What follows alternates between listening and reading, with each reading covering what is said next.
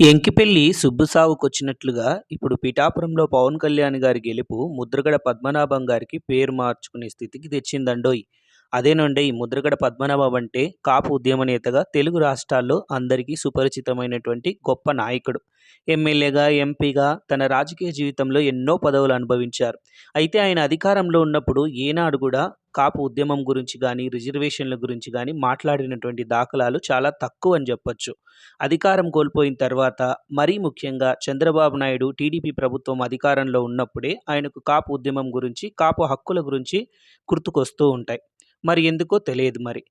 Okay. ఇక ఆ విషయాన్ని మనం పక్కన పెడితే, ఇప్పుడు జన సైనికులు చాలా ఆతృతగా చూస్తున్నటువంటి అంశం ఏంటంటే, ఎన్నికల ప్రచారాల్లో ముద్రగడ పద్మనాభం గారు పవన్ కళ్యాణ్ పిఠాపురం ఎమ్మెల్యేగా గెలవడు. ఎమ్మెల్యేగా గెలిస్తే నా పేరు ముద్రగడ పద్మనాభ రెడ్డిగా మార్చుకుంటాను అని చెప్పి సవాల్ విసిరారు. మరి పవన్ గెలిస్తే బాబాయ్ మాట నిలుపుకుంటారా? చూడాలి.